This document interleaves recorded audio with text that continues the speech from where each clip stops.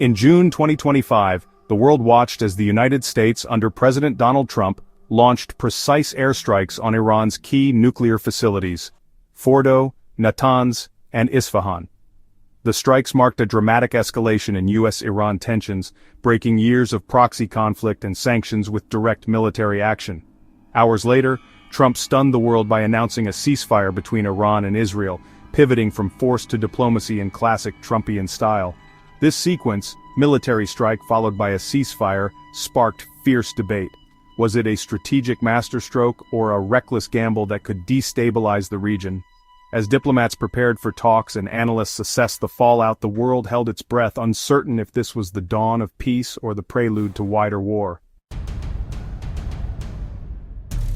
The Trump administration quickly declared the operation an overwhelming success, with Trump comparing the strike's impact to Hiroshima and Nagasaki.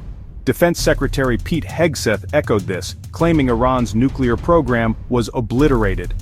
The White House and Israeli officials insisted the strikes destroyed critical infrastructure, pushing back Iran's nuclear timeline by years. The administration's narrative, a model of modern warfare, precise, effective, and decisive.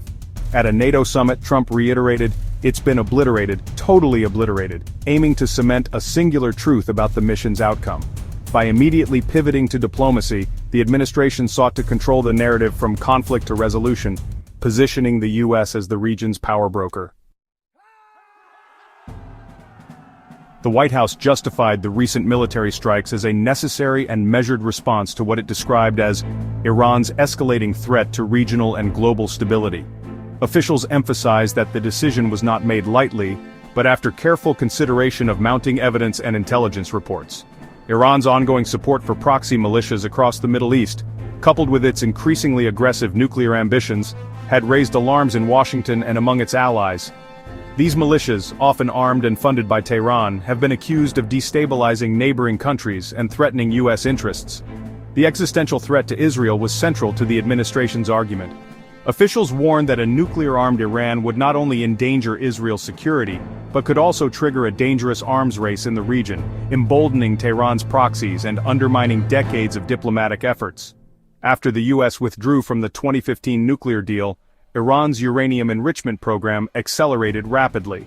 The administration claimed that diplomatic avenues had been exhausted, and that the use of force was now the only viable option to halt Iran's progress toward a nuclear weapon.